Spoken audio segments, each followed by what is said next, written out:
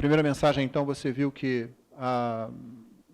tipo de homem, e você pode aplicar isso a que tipo de pessoa a igreja e o mundo precisam. Na segunda mensagem, semana passada, nós vimos a questão do Evangelho, e a pergunta foi o quanto o Evangelho é realmente significativo na sua vida.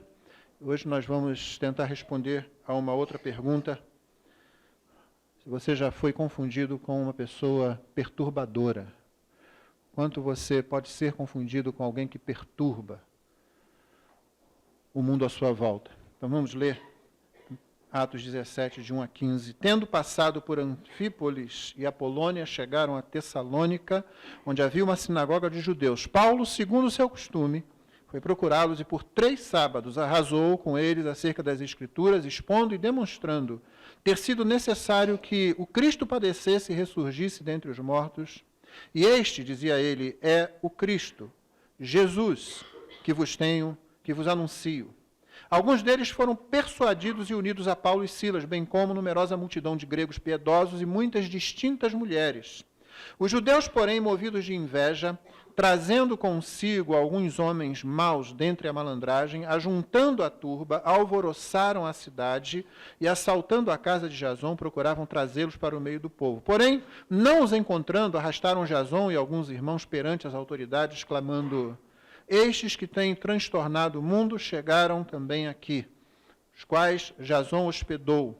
Todos estes procedem contra os decretos de César, afirmando ser Jesus outro rei. Tanto a multidão como as autoridades ficaram agitadas ao ouvirem estas palavras. Contudo, soltaram Jason e os mais, após terem recebido deles a fiança estipulada. E logo durante a noite, os irmãos enviaram Paulo e Silas para Bereia. Ali chegados, dirigiram-se à sinagoga dos judeus. Ora, estes de Bereia eram mais nobres que os de Tessalônica, pois receberam a palavra com toda a avidez, examinando as Escrituras todos os dias para ver se as coisas eram de fato assim. Com isso, muitos deles creram, mulheres gregas de alta posição e não poucos homens. Mas logo que os judeus de Tessalônica souberam que a palavra de Deus era anunciada por Paulo, também em Bereia, foram lá excitar e perturbar o povo. Então, os irmãos promoveram sem detença a partida de Paulo para os lados do mar. Porém, Silas e Timóteo continuaram ali. Os responsáveis por Paulo levaram-no até Atenas e regressaram trazendo ordem a Silas e Timóteo para que o mais depressa possível fossem ter com ele. Deus abençoe a leitura de sua palavra.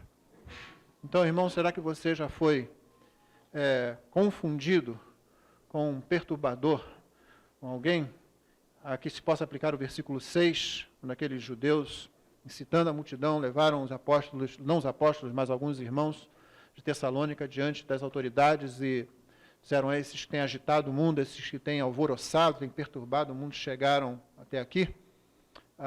E a questão, na verdade, é se você puder ser confundido com tais pessoas, você tem feito isso do jeito correto? Porque você já percebeu pela leitura do texto, pelo que já vimos até aqui no livro de Atos, desde o começo, das convulsões que o livro provocou, que o Evangelho vai perturbar. Então, a nossa questão agora não é essa. Isso você vai fazer, vai causar de alguma forma. A questão é se você está fazendo do jeito certo. Então, para isso, nós temos que saber como ter certeza de que nós estamos fazendo do jeito certo. Então, eu vou dar algumas dicas para os irmãos tiradas do texto bíblico para você saber se você está fazendo a perturbação do jeito certo. Porque se você não estiver perturbando, então tem alguma coisa errada com você. Se a sua vida não está atingindo a vida dos outros de alguma forma, tem alguma coisa que não está certa aí. Você dá bom testemunho do Evangelho, isso vai causar algum incômodo na vida das pessoas que estão longe de Cristo. O John Piper tem uma ideia bastante interessante. Ele diz que ele, quando prega, ele procura, um dos critérios que ele usa para se analisar, ele diz: eu não vou pregar alguma coisa para a qual um muçulmano, por exemplo, possa dizer: sim, eu concordo com isso. Ou talvez um budista, ou talvez uma pessoa de qualquer outra religião. Porque se você dá testemunho, se você fala alguma coisa e os outros à sua volta podem dizer: não, realmente é isso, então tem alguma coisa aí que não está muito bem. Eu me lembro de ter pregado uma mensagem no culto de Natal na empresa onde trabalho, e aí, depois da mensagem, veio uma mulher, uma das funcionárias espírita, com lágrimas nos olhos, dizendo que amou a mensagem, e eu pensei: ela não entendeu nada. Ela é muito cega, o Espírito não abriu o coração dela, ela não entendeu nada. Mas quando você prega biblicamente, né? Então, algum incômodo vai acontecer, seja de que tipo for, mesmo que seja uma pessoa que venha com lágrima nos olhos, sem ter compreendido a coisa, ela foi desestabilizada ali. Se você vir, porém, uma vida que todo mundo pode dizer simplesmente que concorda, e que você é um cara legal, uma pessoa legal, então talvez você tenha que rever o evangelho que você está vivendo. Talvez você não tenha falado dele, talvez você não esteja vivendo realmente, talvez você não seja realmente um incômodo assim. Note que eu não estou dizendo que você precisa ser grosseiro, que você tem que ser mal educado, não é nada disso, como você vai ver. Mas a sua vida vai ser algum tipo de incômodo, seu modo de agir, seu jeito de dizer não a certas coisas e de aprovar outras, porque o evangelho é significativo na sua vida. Então vamos lá. A primeira coisa que você precisa ter em mente, para saber se você está perturbando do jeito correto, é saber que quem perturba não é você, mas a mensagem que você traz.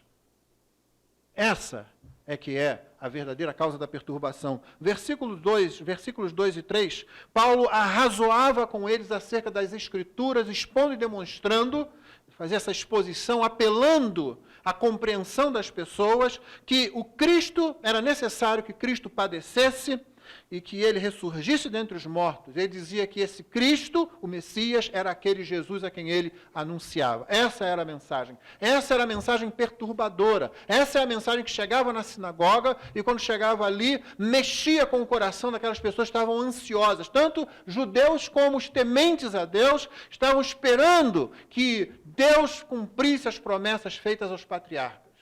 Então, é essa mensagem que perturba. Por isso dissemos, não é questão de você ser grosseiro, mal educado, você ser muito entrão na vida dos outros, você vai entrar na vida dos outros. Você foi chamado para afetar a vida dos outros. Você não aceitar isso, você será um instrumento muitas vezes inútil. Mas não é você quem afeta. Não é a sua atitude que afeta. É a mensagem que você prega e vive. Essa é a mensagem que afeta. O modo como você vive. Em muitos lugares onde você não pode entrar como missionário, é o modo como você trabalha. É o modo como você gera a empresa onde você está. Eu conversar aqui com os irmãos responsáveis, em parte, pelo o congresso que aconteceu há alguns meses sobre missões, negócio como missões, ou missões como negócios, e eles diziam, olha, a gente vai para um país, a gente instrui as pessoas a irem para um país, eles montam lá uma empresa, e aí eles contratam, por exemplo, muçulmanos. Eles avisam, olha, nós vamos gerir a empresa de acordo com os princípios do Novo Testamento, você tem algum problema com isso? Nós vamos obrigar você a ser crente, a ser cristão, não. E aí quando esses homens e mulheres entram para aquela empresa para trabalhar, eles veem uma diferença. Eles veem uma forma de agir, uma coerência, um verdadeiro interesse em produzir algo bom, um verdadeiro interesse nas pessoas. Então, essa mensagem que você fala, que você prega, que você vive, é ela que causa a perturbação, como tem causado na vida de muitos desses funcionários, dos quais muitos deles têm se convertido. Então, a primeira coisa que você precisa saber é essa, é a mensagem que causa o distúrbio, não é você que causa o distúrbio. E você tem visto isso, e agora com isso em mente você vai ver a seguir, mesma mensagem, né? Como sempre. Versículo 5 do capítulo 18, você vê aí, quando Silas e Timóteo desceram da Macedônia, quando eles chegaram até Corinto, Paulo se entregou totalmente à palavra, antes ele estava fazendo um ministério tempo parcial, testemunhando aos judeus que o Cristo é Jesus. Então ele continuava pregando a mesma mensagem. É a mesma mensagem que vai agitar as coisas em Corinto também. E por todo o Novo Testamento e por todo o livro de Atos, você então fique atento para isso. É a mensagem que causa o alvoroço, não é, gente? A segunda coisa que você precisa perceber para saber se você está alvoroçando do jeito certo, é que você não muda nem o conteúdo, nem o método daquilo que você está fazendo. Essa é a segunda coisa. Então, a primeira é que é a mensagem que causa o alvoroço, não você. A segunda é que você não altera a mensagem, o conteúdo dela, nem altera o método. Você viu que quando Paulo saiu de Tessalônica, saiu de lá porque o pessoal invadiu a casa de um dos irmãos, não acharam os apóstolos, então levaram os irmãos diante da autoridade, fizeram uma das mais graves acusações possíveis, aquilo que mais agitava uma cidade, principalmente uma cidade como Tessalônica, né? uma cidade na época com cerca de 200 mil habitantes, e eles disseram, olha, esse pessoal está agitando o mundo, chegou até aqui com uma mensagem dizendo que tem um outro rei além de César, tal de Jesus aí, e eles pregam contra os decretos de César, todo mundo ficou alvoroçado com aquilo, e você sabe que não era essa a mensagem. Né? Mensagens sempre alvoroçam, né? Mesmo que seja essa mensagem falsa, mentirosa dos acusadores dos apóstolos. Eles fizeram isso. E então o que aconteceu? Os irmãos enviaram Paulo e Silas para Bereia. Quando eles chegaram lá, o que é dito aí no versículo 10? Logo durante a noite, os irmãos enviaram Paulo e Silas para Bereia. Ali chegando, dirigiram-se à sinagoga dos judeus. Mas é exatamente a mesma coisa que fizeram em Tessalônica. Lá no capítulo 18, né, no versículo 5, você viu que Paulo anunciar, testemunhando aos judeus. Ele ia fazer a mesma coisa. Você vai continuar vendo ele fazendo isso o tempo todo. Se tem uma sinagoga, ele vai para lá e faz a mesma coisa. É o mesmo método, é a mesma mensagem. Ele não altera nada. Então, se você quer saber se você está alvoroçando do jeito correto, é que você não precisa fazer ajustes na mensagem. Por causa das situações que ocorrem. E, olha, deu problema. Vamos fazer de outra forma. Vamos mudar um pouco isso ou aquilo, porque senão nós vamos continuar tendo esse problema. Irmãos, nós sempre vamos ter alguma dificuldade de graus variados, de acordo com o local, de acordo com o momento, com a época, mas sempre teremos algum tipo de obstáculo, porque o nosso pecado e o pecado das pessoas, o diabo e o mundo como um sistema sempre vão se opor à pregação do Evangelho. Houve oposição ao próprio Cristo, houve oposição aos profetas no Antigo Testamento, houve oposição aos apóstolos, nós sempre vamos ter algum tipo de oposição. Mas isso não pode ser determinante para você alterar a mensagem ou alterar o método. Eu não estou fazendo certo, o jeito é esse, então é esse jeito que eu vou continuar fazendo. Porque se você tem que alterar a mensagem, ou se você tem que alterar o método, então você fez alguma coisa de errado. Ou talvez você estivesse com a mensagem errada e um método errado. Ou talvez você esteja temendo ser mal visto, temendo sofrer algum ataque, temendo alguma dessas coisas. E as duas situações são erradas. Ou você não conhecia o que você estava pregando, ou estava pregando do jeito errado, ou então você está temendo alguma coisa. Os apóstolos chegavam e iam para uma sinagoga. Como eles faziam? Porque eles entendiam que a mensagem era primeiro para os judeus. Isso era bom testemunho, isso era em parte cumprimento do que o Antigo Testamento dizia. Então eles iam à sinagoga e pregavam para os judeus, sabendo que já tinha acontecido em N sinagogas anteriormente. Eles chegavam lá certamente com a ideia, deve acontecer de novo, vai acontecer outra vez. Mas, no entanto, era exatamente o que eles faziam. Eles nunca chegavam num lugar e iam direto para os gentios, a menos que não houvesse ali um grupo de judeus, uma sinagoga na qual eles pudessem estar pregando o Evangelho. Isso se dava também para não causar ruptura entre o Evangelho surgido, por assim dizer, com a autoridade do grupo em Jerusalém. Lembra lá no capítulo 2, os discípulos reunidos, o Espírito Santo desce ali, foi lá que Jesus foi crucificado, foi lá que ele ressuscitou, foi lá que ele se manifestou de forma bastante intensa, tanto antes como depois da sua morte e ressurreição. E eles não queriam fazer uma ruptura. Tipo, esse evangelho que Paulo está pregando não é mais aquele, não tem ligação com aqueles lá de Jerusalém. Pelo contrário. E por causa disso eles mantinham sempre a metodologia, Paulo sempre mantinha a metodologia. Você viu aí como era o seu costume, foi a sinagoga pregar. Porque o método estava certo. Para esse momento, para essa situação, era esse o método. Iria à sinagoga e pregar o evangelho aos judeus em primeiro lugar. Então, se você não precisa mudar a sua mensagem, se você não precisa alterar o seu método, então provavelmente você está agitando as coisas do jeito certo. Terceira forma de você observar que se está alvoroçando do jeito correto. Você não mede, você não avalia a sua mensagem em função dos resultados, nem o seu método.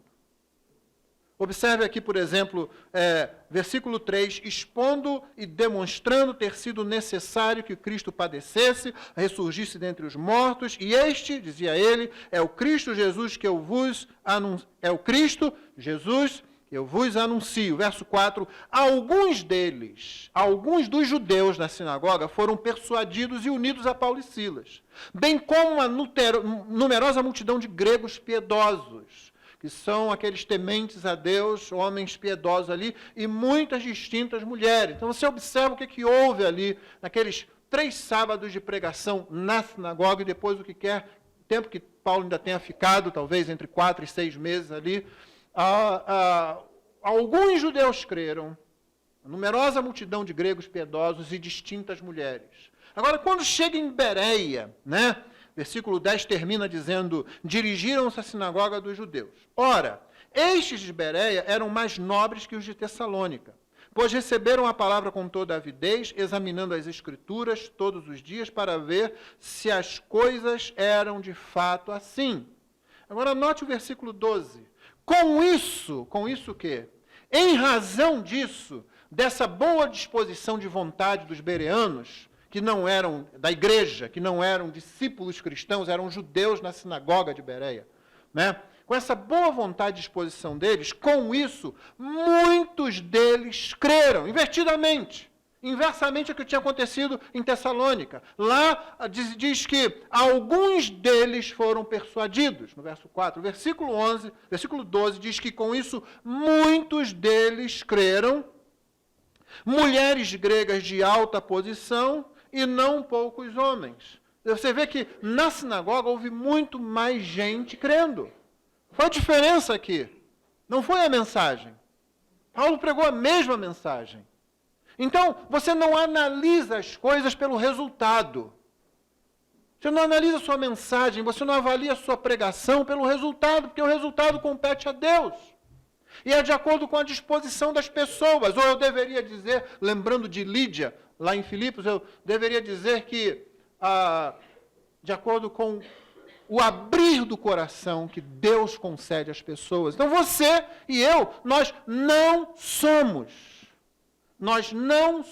as pessoas que determinam o resultado. Então você não pode avaliar a sua mensagem pelo resultado dela. Aqui, poucos judeus se converteram, talvez a gente tenha que melhorar alguma coisa. Aqui muitos se converteram, então esse aqui é o caminho certo. Quando você faz isso, talvez você não esteja alvoroçando do jeito correto. Paulo e Silas continuaram pregando a mesma coisa, do mesmo jeito, num lugar, poucos judeus se converteram, no outro, muitos judeus se uniram a eles, e assim acontecia. Você vai ver quando chegar no capítulo 18, em Corinto, como é que a coisa funciona ali. Ele vai para a sinagoga, também tem as mesmas dificuldades com alguns judeus, então ele sai da sinagoga, entra na casa ao lado, que é aberta para a pregação do evangelho, prega o Crispo, um tal de Crispo, era o principal da sinagoga, ele se converte e vai, segue a Paulo junto com outros, mas a situação ali parecia assim meio conturbada. Deus diz a Paulo numa visão, olha, não tema, ninguém vai lançar mão de você para fazer mal a você, eu tenho muito povo nessa cidade, e Paulo continua o trabalho ali por um longo período, com a mesma mensagem, com a mesma pregação, não importa o resultado que ela dê. E se você fosse avaliar o resultado pela igreja de Corinto, pelas 2 cartas à igreja de Corinto, e você conhece bastante a primeira carta, você diria, eles talvez não tenham pregado corretamente, porque olha que igreja problemática que resultou no final. Não é isso que avalia a sua mensagem, irmão. O dever do mensageiro é entregar a mensagem que recebeu, não transformá-la em alguma coisa que as pessoas apreciem. O evangelho não é para ser apreciado pelas pessoas enquanto elas não têm o seu gosto alterado pelo Espírito. O erro de muita igreja, de muito mensageiro, é que ele quer tornar o evangelho apetecível às pessoas antes delas serem transformadas pelo Espírito de Deus. O evangelho não foi dado para isso. O evangelho foi dado para que essas pessoas aprendam a ter o gosto correto, para que elas abandonem o gosto que elas tinham antes, afastadas de Deus, gosto pelas coisas do mundo, voltadas para si próprias, para a sua própria justiça. E adquiram um novo tipo de gosto. Gosto por uma coisa que elas nunca iam preferir se Deus não tivesse operado. Então você não altera a mensagem, você não altera o método, você não avalia se a sua mensagem está correta ou não. Pela reação das pessoas, você avalia se a sua mensagem está correta ou não, se ela está de acordo com aquilo que você recebeu do Senhor. Uma quarta situação para você pensar se você está alvoroçando do jeito correto, é que o seu interesse, por causa disso mesmo que foi dito, está realmente em alcançar pessoas. Esse é o interesse. Porque, veja bem, nós somos chamados a ser fiéis à mensagem que pregamos, somos chamados a não alterar a mensagem que pregamos, somos chamados a depender de Deus para os resultados da mensagem que pregamos. Isso pode dar a falsa ideia de que tudo que eu tenho que fazer é bancar o papagaio e simplesmente transmitir essa mensagem. Eu posso até dizer que, em algum grau, isso seja preferível àquelas situações em que você muda a mensagem. Por exemplo, Paulo, em Filipenses, você deve se lembrar, algumas pessoas anunciavam Cristo por discórdia. Mas Paulo disse assim, olha, que me importa? Se Cristo está sendo anunciado, ainda que por discórdia por parte desses aí, que estão pensando que vão acumular sofrimento para mim, que me importa ainda? Eu vou me regozijar nisso. Se eles tivessem alterado a mensagem de Cristo, aí sim, isso seria uma preocupação para mim. Mas vocês estão pregando o mesmo evangelho que eu prego, eles vão dar contas a Deus por causa dos motivos errados deles. Mas eu me alegro que Cristo esteja sendo pregado. É uma triste condição essa, né? A pessoa que prega o evangelho, ainda que seja o evangelho verdadeiro, então você sabe que isso é possível de acontecer. Por favor, irmão, não seja ingênuo. Você ouve um evangelho, alguém pregando o evangelho, e você olha lá, que maravilha, ele prega realmente, é o evangelho, são as doutrinas da graça e tal, e você já se encanta com a pessoa. Não fique assim, não. A mensagem é a mensagem, mas a pessoa pode não ser aquilo que ela está demonstrando ser. Então, o seu interesse não é só bancar esse tipo de pessoa, esse tipo de papagaio, esse tipo de pessoa que repete as coisas por algum outro interesse escuso. O seu interesse é transmitir essa mensagem para que ela alcance vidas. Você olha para as pessoas. É por isso que Paulo e Silas vão de uma cidade a outra. Eles não vão lá só com um checklist lá, pronto, Tessalônica, opa, Bereia e Atenas. Corinto, pronto, quantas nós já fizemos? Não é isso. Principalmente crentes que abraçam a reforma podem correr um sério risco de achar que estão fazendo uma grande coisa só porque da boca deles está saindo a doutrina correta. Você precisa fazer aquilo que a sua doutrina ensina, amar as pessoas perdidas, ter compaixão das pessoas que se perdem. Isso que você tem que fazer. Por isso eles vão de cidade em cidade. Perseguido aqui, foram para outra, pregam. Por isso que eles vão de sinagoga em sinagoga. Não vamos mais, esses judeus nunca dá certo. Paulo, olha só, a gente chega lá, tem um que aceita, outro, mas aí sempre eles criam um problema. Esse pessoal viajou mais de 40 quilômetros, saiu de Tessalônica, veio para Bereia, já fizeram isso antes, fizeram isso da primeira vez quando você estava com Barnabé. Vinham atrás, às vezes, quilômetros e quilômetros.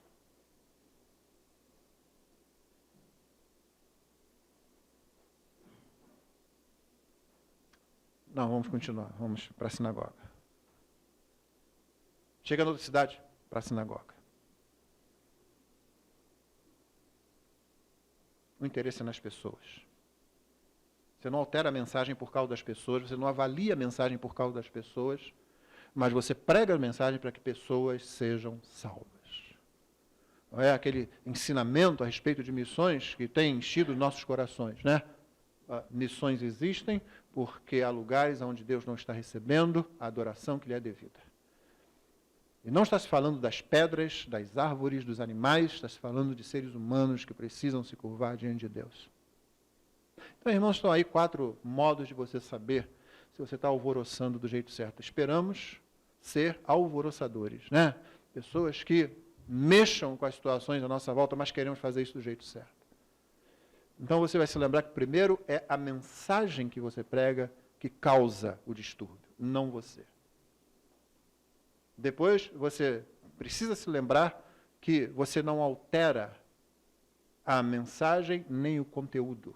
Se você não precisa fazer isso, então as coisas estão indo bem. Você tem que ficar alterando aqui e ali toda hora, então alguma coisa está errada. Terceiro, você precisa se lembrar que, se eu não me lembrar, talvez você se lembre, né? Que você não avalia as mensagens pelo resultado que ela causa. Não disse se a sua mensagem está certa ou errada pelo resultado. E quarto, o seu interesse é transmitir aquela mensagem sem corrupção às pessoas, para que as pessoas sejam salvas. Então, 2 coisas para você chegar a esse ponto de fazer isso. A primeira é que você conhece. É que seu pastor vai continuar dizendo para você enquanto Deus me permitir pregar aqui. E, por favor, deixe de buscar receita, porque a Bíblia não é livro de receita, a Bíblia é livro de princípios. Posso até arriscar que tem uma receitinha aqui e outra ali, mas é basicamente um livro de princípios. A primeira coisa é a velha situação, você precisa conhecer o Evangelho. Esses homens pregavam o Evangelho porque conheciam o Evangelho. Eles foram alcançados pelo Evangelho e constantemente o Evangelho tomava conta da sua mente, do seu coração, da sua vontade. Você não conhece o Evangelho, então você não vai pregar o Evangelho com convicção. Se você não conhece o Evangelho, se você conhece superficialmente o Evangelho, é isso que você vai passar para as pessoas. Se você não conhece o Evangelho, você não vai confiar no Evangelho. Se você não conhece o Evangelho, você nunca vai poder dizer o Evangelho é o poder de Deus para a salvação.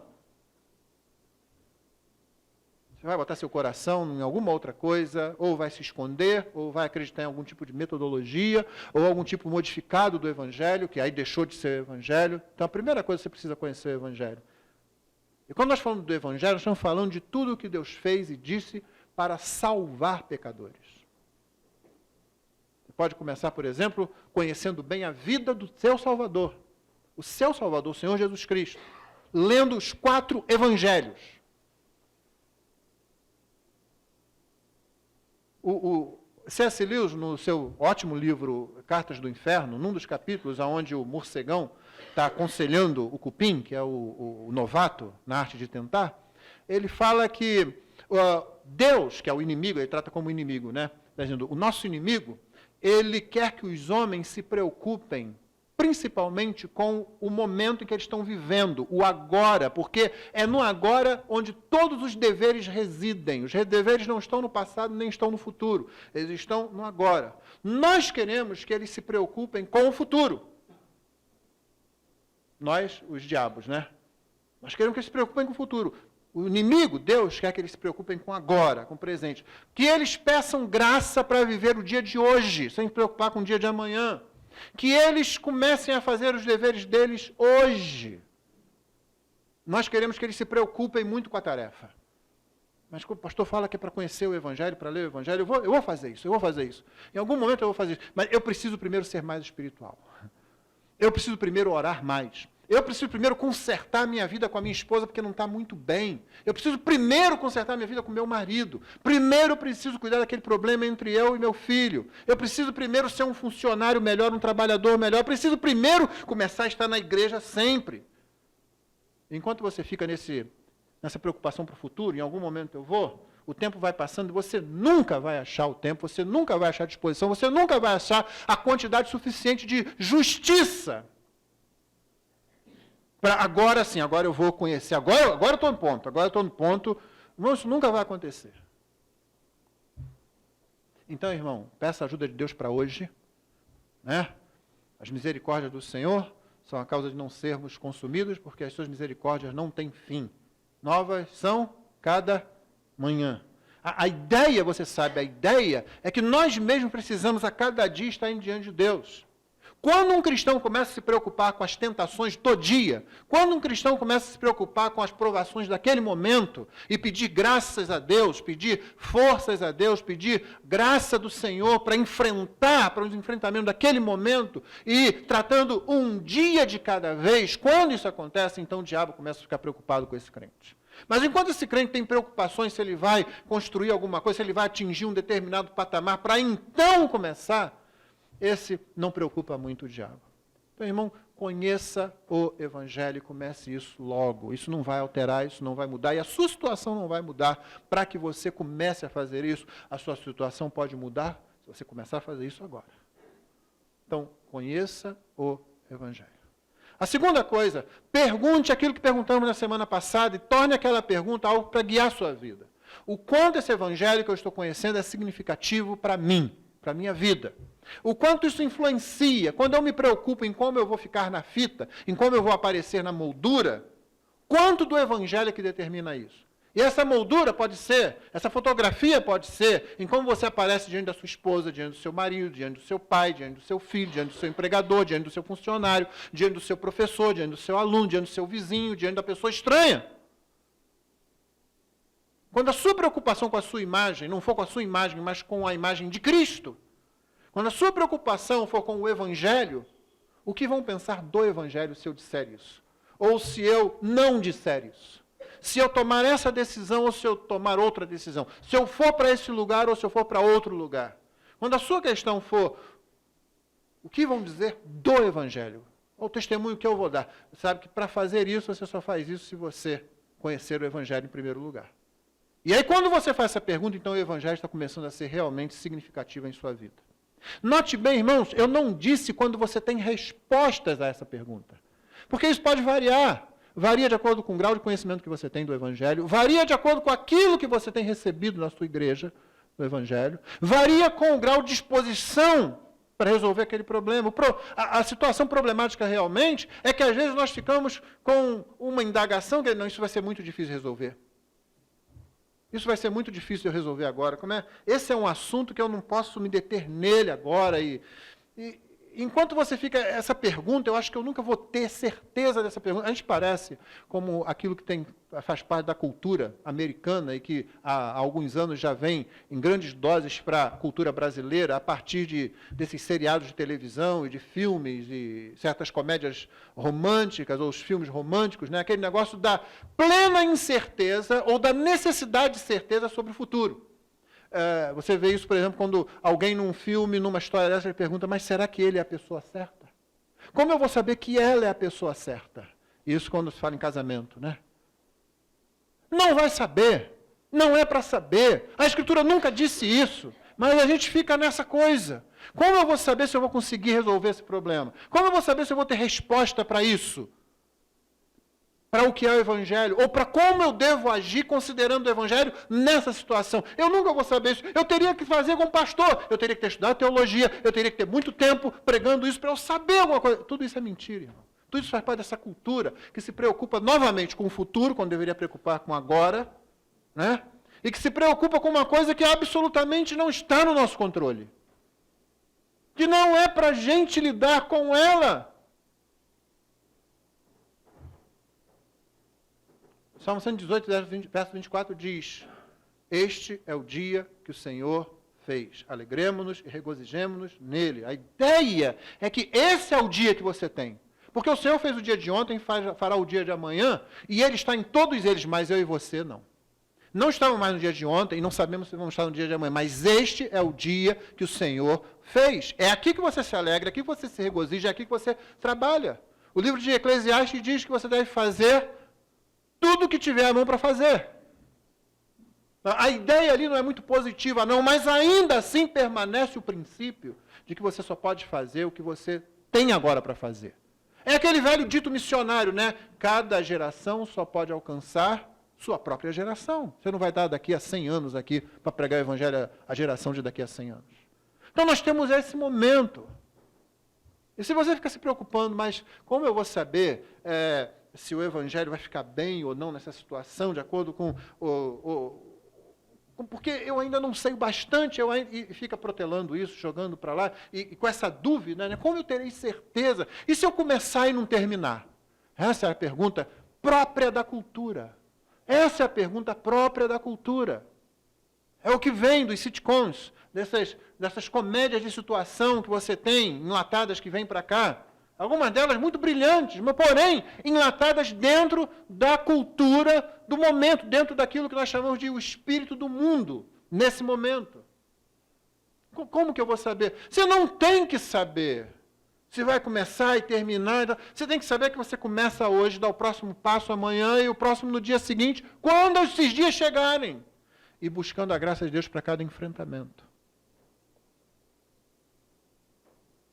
Então, se você, de um lado, conhece o Evangelho, do outro lado, você faz essa pergunta com seriedade, o quanto o Evangelho é significativo para mim. Note, novamente, não é se você tem as respostas para essa pergunta, mas você começa a insistir com essa pergunta com seriedade, com honestidade. Então, meu irmão, vai ficar mais fácil de você agitar as coisas ao seu redor, e aí você vai poder aplicar aqueles 4 princípios que eu estabeleci, que o texto estabeleceu anteriormente. Né? Vai poder aplicá-los para saber se você está agitando do jeito certo. E você nunca faz isso sozinho, você faz isso na comunidade dos santos, que Deus provê justamente para que nós, como diz Provérbios, afiemos o rosto uns com os outros, de modo que Deus seja glorificado e o Evangelho continue sendo pregado.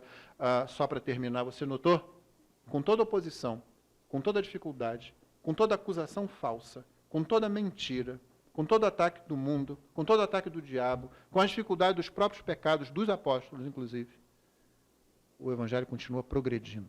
De cidade em cidade, ele continua progredindo, porque ele não pode ser detido. Sobre essa promessa do Senhor Jesus, eu estarei convosco todos os dias. Todos os dias. É sobre essa promessa. E sob essa promessa também, que nós continuamos a pregar o Evangelho para a glória de Deus. Amém. Vamos ficar de pé e vamos orar ao Senhor.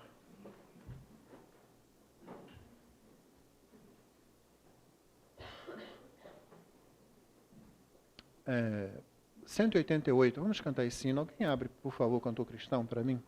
188 é o hino que fala sobre o Evangelho. Vamos entoá-lo depois da oração. Senhor, nós te agradecemos porque a Tua palavra nos vivifica, nos anima, nos encoraja, Senhor.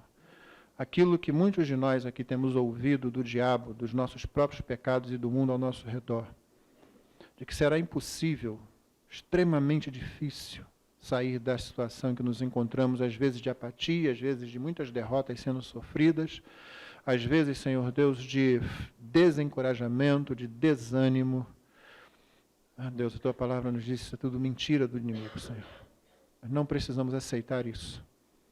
E nós te louvamos porque ela nos encoraja, Senhor. Então somente rogamos que Tu disponhas a Tua boa mão sobre nós, de modo que nós tenhamos boa disposição de vontade, Senhor, para buscar ao Senhor, para confiar no Senhor e para nos fortalecermos na graça de Cristo e no Evangelho do Senhor Jesus.